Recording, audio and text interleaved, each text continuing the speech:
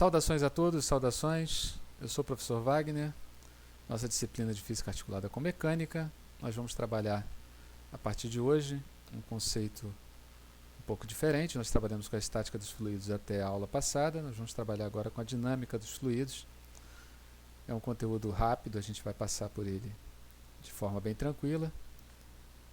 E eu espero que todos aprendam bem e gostem aí dessa parte da matéria que tem várias aplicações no nosso cotidiano. Bom, para estudar o escoamento dos fluidos, nós precisamos, assim como em outras áreas da física, definir algumas coisas importantes para o nosso modelo. A gente estabelece um modelo, como eu tenho falado para vocês desde o início desse curso, no qual nós subtraímos alguns parâmetros do problema para torná-lo mais simples e assim nós possamos chegar a generalizações importantes para o estudo daquele determinado fenômeno. Para o escoamento dos fluidos, eu preciso tratá-lo como um fluido ideal e nós vamos estabelecer 4 hipóteses aí simplificadoras para o escoamento dos fluidos. Tá? A primeira hipótese é que o escoamento vai ser não viscoso. Bom, a viscosidade é uma espécie de atrito interno ao fluido, né? O fluido ideal ele tem uma viscosidade nula. A segunda hipótese é que o escoamento é incompressível. O que significa isso? Bom, o líquido ele não vai poder ser comprimido com muita facilidade, como acontece, por exemplo, com os gases. Tá? A terceira hipótese é que esse escoamento é irrotacional. O que significa isso? Dentro do líquido nós não teremos turbilhonamento. Nós teremos uma porção de líquido que se movimenta de forma equilibrada, de maneira uniforme. Tá? Toda aquela massa de líquido se desloca junta sem turbilhonar internamente. A quarta hipótese é do escoamento estacionário. Bom, o que significa isso? A massa de líquido ela vai se deslocar com uma velocidade aproximadamente uniforme. Então, mesmo que vetorialmente nós tenhamos velocidades diferentes, vetores que apontam para direções diferentes, aquela massa de líquido vai se deslocar com o mesmo módulo de rapidez, a mesma velocidade em módulo. Aqui nós temos alguns exemplos, né, de escoamento estacionário. Lembrando que essa parte de dinâmica dos fluidos, ela acaba sendo também relevante, muito relevante para os gases. Tá? Então, todas essas hipóteses que eu estou fazendo aqui, elas tanto valem para fluidos ideais de forma geral, tanto valem para gases ou para líquidos. Bom, o primeiro conceito que nós vamos definir em relação ao escoamento, em relação à dinâmica dos fluidos, é a vazão, que eu vou chamar de letra Z. Bom, consideramos um trecho de uma tubulação cilíndrica por onde escoa um líquido incompressível, um líquido ideal. Compressível, não viscoso, em regime permanente. Por essa seção transversal S, desenhada aí na figura, vai passar um determinado volume de líquido que eu vou chamar de ΔV, durante um intervalo de tempo ΔT. Bom, definiremos a vazão Z como sendo a razão entre o volume de líquido ΔV que atravessa essa seção reta S no intervalo de tempo ΔT. Então eu posso equacionar isso dessa maneira, Z igual a ΔV sobre ΔT. Lembrando que eu uso o V maiúsculo para volume, tá bom? No Sistema Internacional de Unidades, a vazão é definida por metros cúbicos por segundo. Esse volume ΔV ali representado aqui na figura, estou representando para vocês aqui o que passou pela seção S. Ele tem um determinado comprimento ΔS, estão vendo? Apenas de maneira ilustrativa. Esse ΔV está definido entre a seção S e a seção S' da figura aqui. Lembrando a vocês que os fatores de conversão para 1 litro é que 1 litro é igual a 10 a menos 3 metros cúbicos, ou seja, é igual a 1 decímetro cúbico. Só quero destacar que o litro, a unidade, é o L minúsculo, mas que por uma questão de digitação, né, depois da era eletrônica, o L ele acaba sendo escrito como um L maiúsculo dessa maneira, tá? Porque é difícil a gente reproduzir sempre o L minúsculo desse jeito, que é como nós fazemos numa prova dissertativa, numa prova que a gente faça à mão. Tá? Bom, durante o intervalo de tempo ΔT, o volume de líquido que atravessa a seção S pode ser calculado por ΔV igual a A vezes ΔS, onde A é a área dessa seção reta S. Então, imagine que isso aqui seja uma tubulação por onde passa um determinado líquido. Essa seção reta tem uma área A, e eu calculo esse volume aqui entre a seção S e S' como sendo a área vezes o comprimento aqui, que seria a altura de um cilindro, essa altura ΔS compreendida entre essas duas seções. Bom, se eu substituir aqui o ΔV, a variação de volume que está passando aqui, por A ΔS, a gente vai ver uma coisa interessante aqui nesse problema. ΔS sobre ΔT, a gente já conhece. ΔS sobre ΔT talvez tenha sido a primeira grandeza que foi definida para vocês quando vocês começaram a estudar física, ainda lá no 7º ano do ensino fundamental. Essa grandeza é a velocidade, ou a rapidez com que alguma coisa percorre uma determinada distância ΔS. Então eu posso escrever a vazão como sendo a área da seção reta dessa tubulação vezes a velocidade de escoamento desse líquido. Então posso escrever a vazão como sendo AV. As unidades, seguindo o padrão do sistema internacional, metro quadrado, metro por segundo, a vazão, metro cúbico por segundo.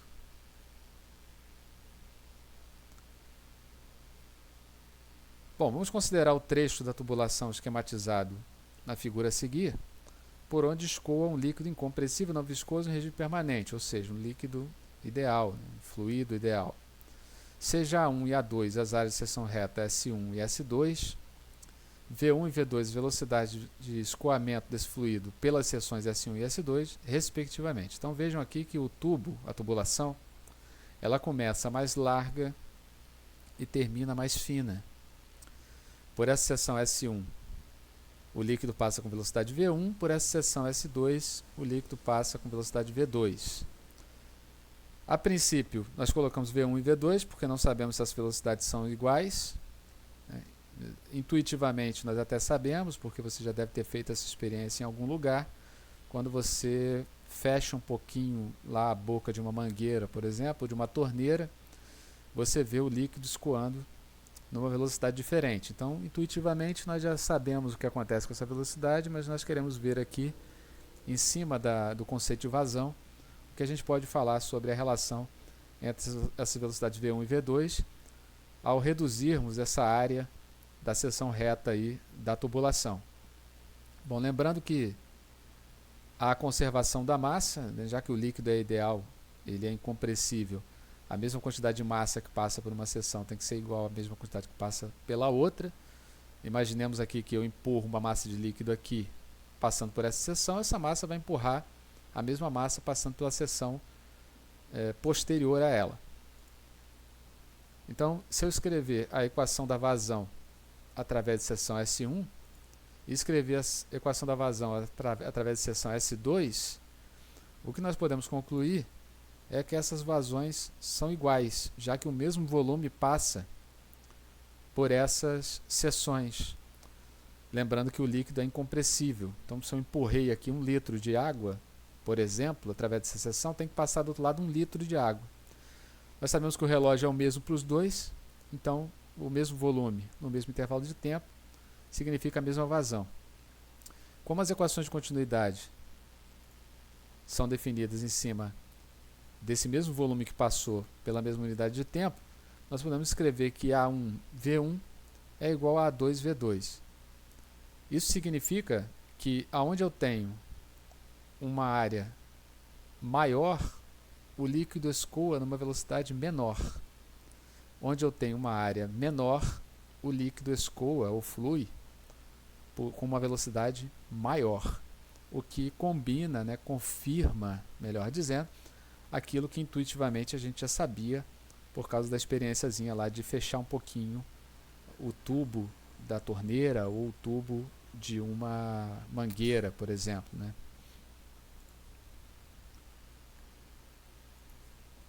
Bom, em hidrostática, né, ou em estática dos fluidos, a lei de Stevin nos dava a diferença de pressão entre dois pontos situados dentro de um fluido em repouso. em função do desnível, né, da diferença de profundidade entre esses dois pontos. Porém, quando um fluido está em movimento, é fácil perceber que, além do nível, há um outro elemento que vai influenciar na pressão, que é justamente a velocidade. Então, vamos imaginar que você está sendo bombardeado por uma determinada quantidade de líquidos a uma certa velocidade. Se essa velocidade aumenta, você vai sofrer uma força maior do impacto dessas moléculas que estão batendo em você. Se a força é maior, na mesma área, você vai ter um aumento da pressão. Então, nós vemos aqui que a velocidade também influenciará na pressão desse fluido. Aonde eu tiver aí uma área grande, eu tenho uma velocidade pequena. Onde eu tenho uma área pequena, eu tenho uma velocidade grande. Então, ao passar pelo trecho largo, do trecho largo para o trecho estreito, a velocidade aumentou. As partículas do fluido foram aceleradas, então há uma força aí produzindo essa aceleração, já que a gente sabe que a força resultante é massa vezes aceleração. O fato de o sentido da força ser da esquerda para a direita, nessa tubulação aqui, significa que a pressão na esquerda é maior do que a pressão na direita. Existe uma pressão maior desse lado do que desse aqui. Então, avançando para a equação de Bernoulli, nós vamos analisar o trecho da tubulação disposto verticalmente, por onde escoa um líquido incompressível, não viscoso, de massa específica igual a ρ, em regime permanente, ou seja, estamos tratando com um fluido ideal naquelas 4 hipóteses que eu delineei para vocês no início da aula.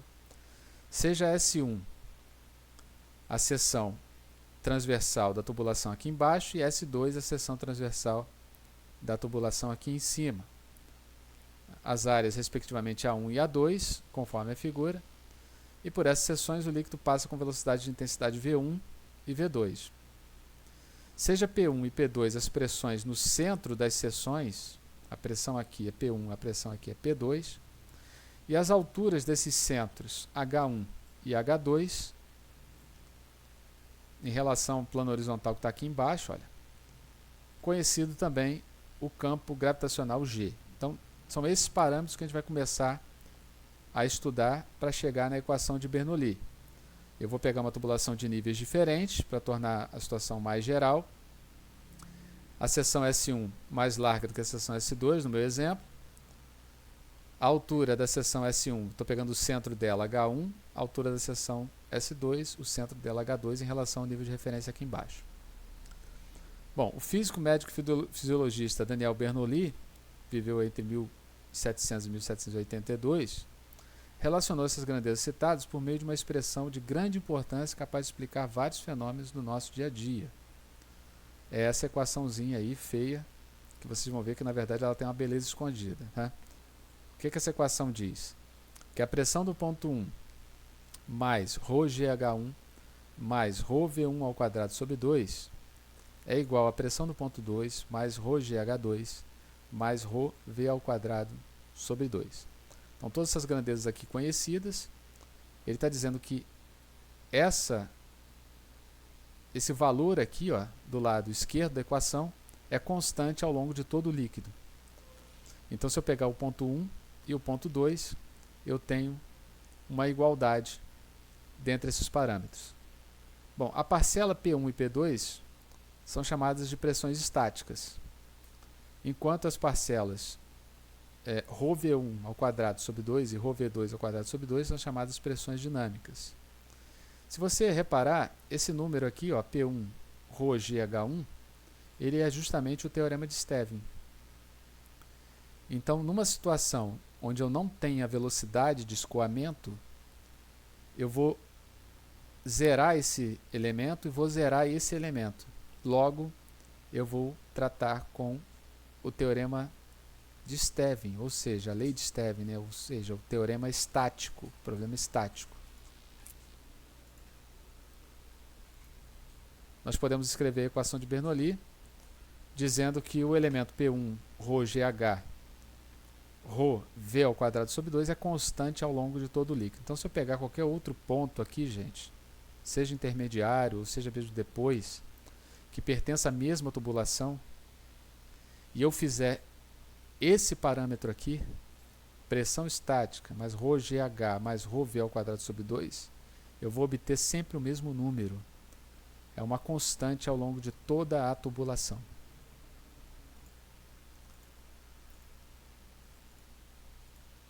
Então, dando sequência, gente, eu quero tratar com vocês dos casos particulares. Eu já comecei a falar um pouco sobre isso no slide passado. Mas se os fluidos estiverem em repouso, ou seja, V1 foi igual a V2 foi igual a zero, a equação de Bernoulli vai se reduzir à equação de Stevin, ou o teorema de Stevin, ou lei de Stevin, né, como melhor lhe aprover. Eu vou zerar esses dois termos aqui, já que eles fazem referência à velocidade, e eu vou ficar com a lei de Stevin, já conhecida nossa aí das aulas passadas.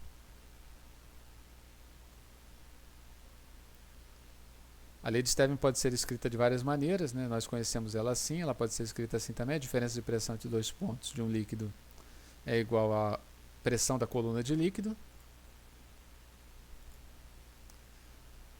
No caso particular 2, se os pontos 1 e 2 estiverem no mesmo nível, nós teremos as alturas daqueles dois pontos iguais, coincidentes. Então eu posso zerar esse termo em relação a esse, porque um vai subtrair do outro quando eu passar para o outro lado. Então eu posso simplificar a equação de Bernoulli para essa maneira aqui.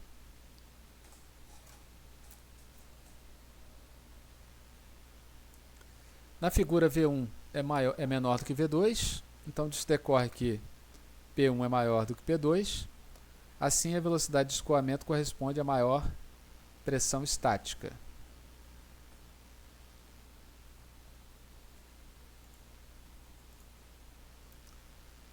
Tal fato pode ser comprovado pelo chamado tubo de Venturi.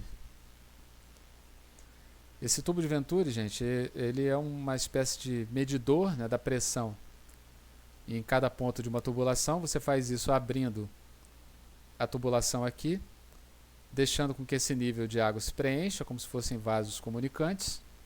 A diferença é que lá nos vasos comunicantes que nós estudamos na estática dos fluidos, esse fluido estava estático, ele estava parado, agora ele está escoando. E o que a gente vai ver aqui nos vasos abertos é que vai se formar um desnível entre esses dois pontos. Se nós medirmos a pressão desse ponto aqui, utilizando o teorema de Stevin, ou seja, a pressão desse ponto é a altura da coluna de líquido que está acima dele, nós vamos ver que a pressão desse ponto é a pressão atmosférica, que está aqui no tubo aberto, mais a pressão de uma altura de líquido maior do que nesse ponto aqui, já que a altura aqui é menor e a pressão atmosférica é a mesma. O que nos leva à consequente conclusão, uma conclusão aparentemente óbvia, que a pressão no ponto 1 é maior do que a pressão no ponto 2, o que justifica aquilo que eu disse no slide passado, que eu tinha falado com vocês que ia ser melhor explicado em cima da equação de Bernoulli. Repetindo, o ponto 1 aqui, olha, quando eu abro a tubulação, fazendo o tubo de Venturi, nós vamos ver que vai se formar um desnível entre esses dois tubos abertos aqui. A pressão do ponto 1 corresponde à pressão atmosférica mais a altura da coluna de líquido. A pressão do ponto 2 corresponde à pressão atmosférica mais a altura da coluna de líquido, que é menor do que a coluna acima do ponto 1. Isso é empírico, tá, gente? Isso é obtido através da experiência feita com o tubo de Venturi. Lá nas aulas presenciais, quando nós tínhamos isso, né, no passado, eu pedi aos alunos que reproduzissem esse experimento com garrafas PET. É um experimento bem interessante você fazer e você nota essa diferença, esse desnível aí de líquido, né, de fazer isso com água, e você pode até medir a pressão desses dois pontos baseados aí nesse desnível de líquido. Dando prosseguimento, eu queria citar a vocês aqui vários efeitos, né, da equação de Bernoulli, ou equação de Bernoulli, depende aí da sua pronúncia. Um deles pode ser comprovado com uma experiência muito simples, né, se a gente fizer ela em casa. Você pega uma folha, assopra na parte superior da folha e espera o que vai resultar disso, né? O que a gente nota é que a folha vai subir devido à diferença de pressão que você causou. Você percebeu que onde eu tenho uma velocidade maior, a pressão é menor, então a pressão aqui embaixo do ar empurra essa folha para cima. Esse efeito também é visto aí nos caminhões, quando, se vocês já repararam numa estrada, o caminhão se movimentando, aqueles caminhões que são cobertos por lona, a gente vê a lona estufadinha para cima. Isso acontece porque o ar está passando aqui em cima em alta velocidade, né, consequência do movimento relativo do caminhão com o ar aqui. Então o ar que está embaixo da lona exerce uma pressão fazendo a lona subir e ficar estufada.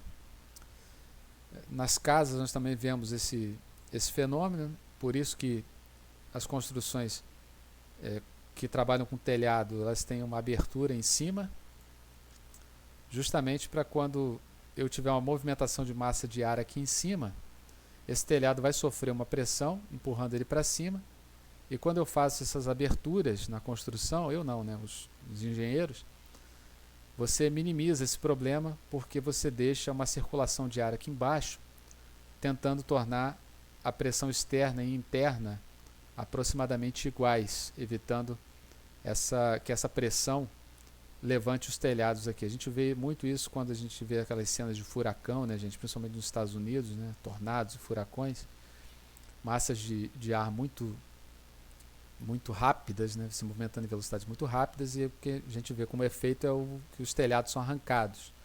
A gente viu recentemente aqui no Brasil também, no sul do país, movimentos de ar muito intensos, né? Mini tornado, mini entre aspas, tá? Porque eu não sei como é que se classifica isso. E um dos efeitos que nós vemos é o arrancar aí dos telhados das casas. Então, alguns tipos de solução, entre aspas, ou maneiras de minimizar esse problema nas construções, é você fazer pequenas aberturas aqui e deixar aberturas também embaixo para que haja circulação de ar aí e nós tenhamos uma pressão parecida, né, nesses pontos aí externo e interno. Um outro efeito que nós vemos decorrente da equação de Bernoulli é o efeito Magnus, né, que acontece nas bolas de futebol. Quando você chuta uma bola de futebol promovendo um giro, você faz com que haja uma diferença de pressão de um lado da bola em relação ao outro, porque a bola, ao girar, ela vai girar com velocidades diferentes, vetorialmente falando. Então você vai ter um ponto aqui girando para um lado, a velocidade do ar é para outro, então nesse ponto essa bola gira em oposição ao vento, enquanto no outro lado a bola gira em consonância com o vento, ou seja, na mesma direção e sentido. Então, de um lado, nós vamos ter uma velocidade de ar maior do que o outro, consequentemente, nós vamos ter uma diferença de pressão. Isso faz com que a bola seja impulsionada para a direita da minha figura aqui, por o surgimento de uma força, que é resultado dessa diferença de pressão entre os dois lados aí. Então, a gente vê uma trajetória curva nessa bola. Então, esse efeito aí foi, no futebol tradicional, né, ele foi descrito a primeira vez no chute do Didi, um jogador que famoso, campeão brasileiro pela seleção, campeão do mundo pela seleção brasileira, e ele foi o primeiro aí a fazer esse tipo de efeito, né, pelo menos o que se tem notícia, né, no futebol profissional. Conta aí a lenda, não sei se é verdade, que o Didi ele jogava no condomínio, na casa dele, quando ele era criança, e o condomínio tinha pilastras, e ele, para acertar o companheiro dele, o colega dele que estava do outro lado da pilastra, ele chutava a bola na orelha da bola, como a gente chama, né, fazendo ela girar, e ela fazia a curva aqui, contornando as pilastras lá do condomínio dele. Não sei se isso é verdade, tá? Isso é, como eu falei, diz a lenda. Veja aí essa figura com a trajetória de uma bola fazendo a curva, né, com esse efeito, e modernamente isso é chamado de efeito Magnus, tá, gente? A explicação também para os aviões alçarem voo é por conta do efeito Bernoulli. Nós vemos que o formato da asa favorece uma menor velocidade do ar embaixo do que em cima. Isso faz com que haja uma diferença de pressão, mesma coisa que você fez aqui com a folhinha de papel. Você está jogando o ar com maior velocidade em cima, há uma diferença de pressão que joga a folha para cima. Aqui é a mesma coisa, o formato da asa faz com que o ar passe em maior velocidade na parte de cima, consequentemente nós temos menor pressão, a maior pressão embaixo faz com que surja uma força para cima, que é chamada de força de sustentação, que joga a asa para cima. Então, a explicação para um avião levantar voo é o formato da sua asa e a velocidade que ele consegue alcançar para que essa massa de ar passe muito rápido aí pela parte de cima e faça a diferença de pressão nas asas, fazendo o avião se erguer. Bom, nesse ponto aqui, gente, eu reservo para aqueles alunos que gostam de uma demonstração, né, que gostam de entender de onde vem uma equação. Eu acredito que isso passa a fazer mais sentido, né, para a gente quando a gente entende de onde vêm as equações. Lembrando a todos que todas as demonstrações que eu faço em aula, elas não precisam ser decoradas, você não precisa sabê-las de cor, mas eu peço que você acompanhe aqui com um pouco de paciência ao longo da explicação. E se ao final você não tiver entendido plenamente, não tem problema, você vai fazer uso apenas da conclusão, que é a equação de Bernoulli, mas se você tiver acompanhado, eu acredito que ela vai ter mais significado para vocês, tá? Bom, vamos pegar aqui aquele tubo hipotético em 2 níveis diferentes, com duas seções transversais de bitolas diferentes, né, de espessuras diferentes, áreas diferentes. E nós vamos ver que depois de um pequeno intervalo de tempo ΔT, a porção de fluido que estava na seção S1, aqui embaixo, ela passa para a seção S2, né? Passar lá para cima. Vejam que eu reproduzi aqui o tubo com as forças correspondentes que atuam no fluido, né, embaixo e em cima. Tá? Então aqui nós temos uma força de resistência segurando essa massa de fluido, e aqui nós temos uma força que impulsiona esse fluido para escoar, já que a velocidade dele aqui é da esquerda para a direita. Então esse movimento se deu sob a ação dessas forças F1 e F2. Essa massa de líquido que escoou daqui para cá, ela tem o mesmo volume, então vocês concordam comigo que esse X1 vai ser maior do que o X2, já que essa espessura é menor. Para que eu tenha o mesmo volume, eu tenho que ter aqui um comprimento maior.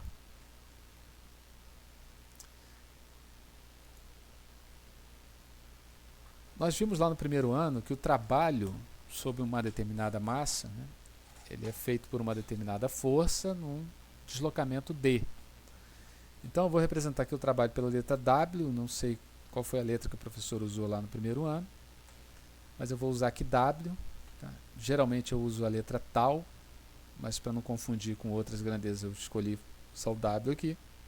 Então vou usar a definição do trabalho igual a força vezes o deslocamento.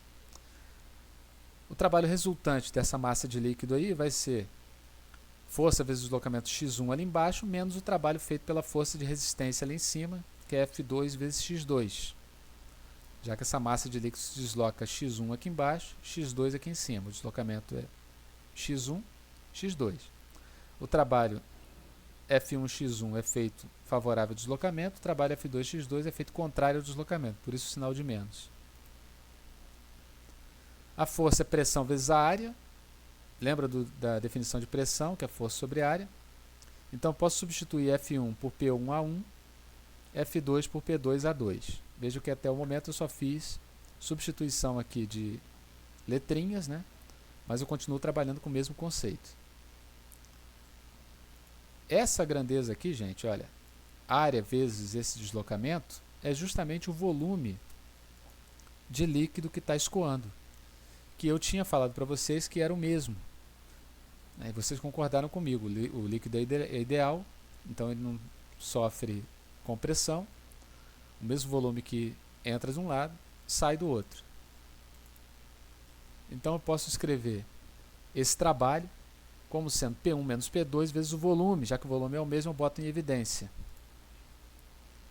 Lembrando que a massa específica ou densidade é massa sobre volume, então posso tirar o volume daqui, massa sobre densidade, e vejam que eu estou apenas fazendo substituição de letrinhas.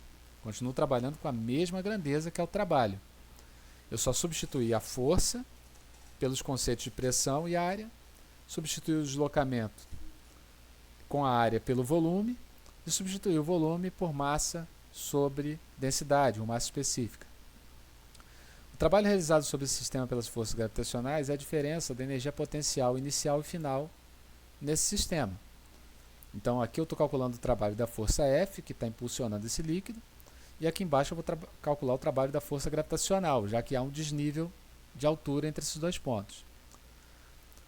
A energia potencial gravitacional do ponto 2 é mgh2 e a energia potencial do ponto 1 é mgh1.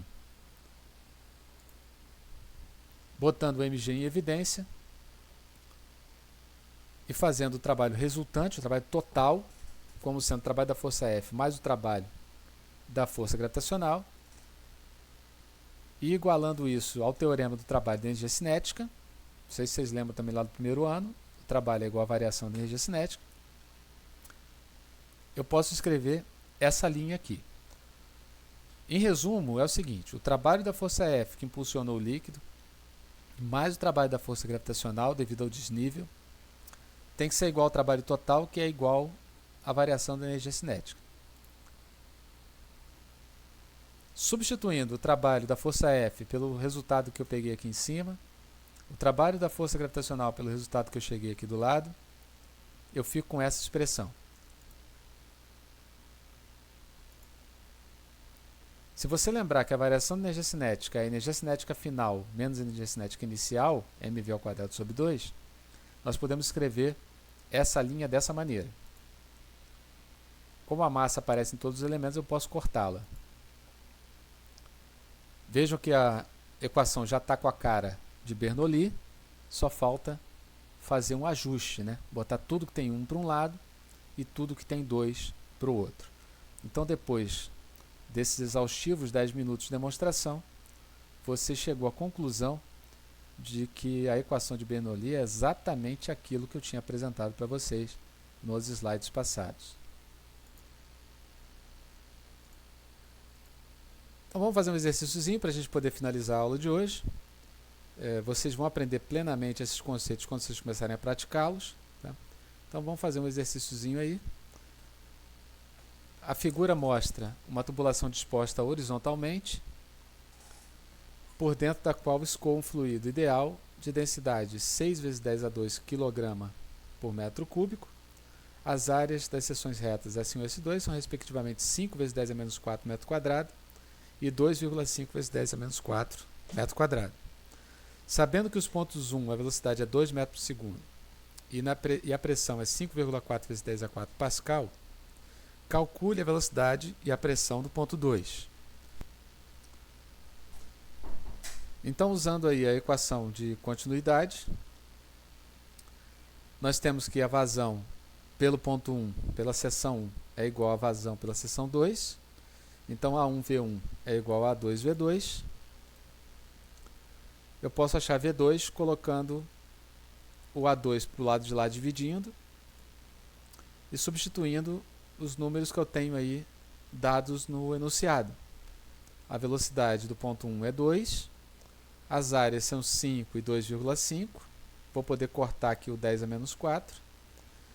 5 dividido por 2,5 é 2, 2 vezes 2 são 4. Então eu achei a velocidade do fluido no ponto 2.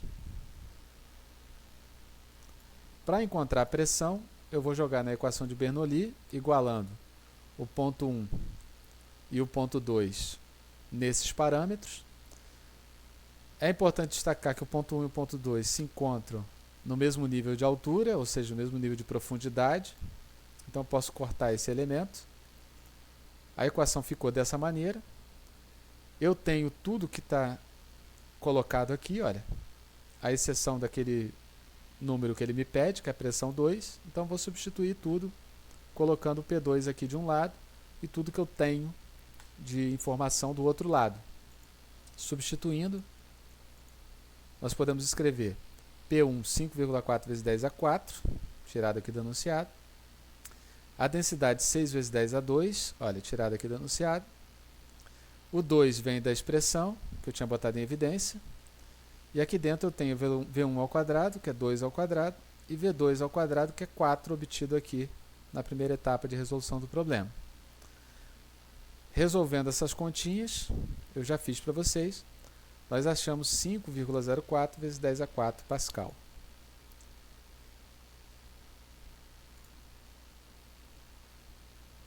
Então, pessoal, chegando ao final dessa resolução, eu chego ao final do que estava programado para a aula de hoje. Nas próximas aulas faremos mais alguns exercícios sobre esse tema e espero que vocês tenham gostado aí da aula. Espero que vocês fiquem bem aí durante esse período de pandemia e todos permaneçam com saúde e paz. Forte abraço a todos. Tchau, tchau.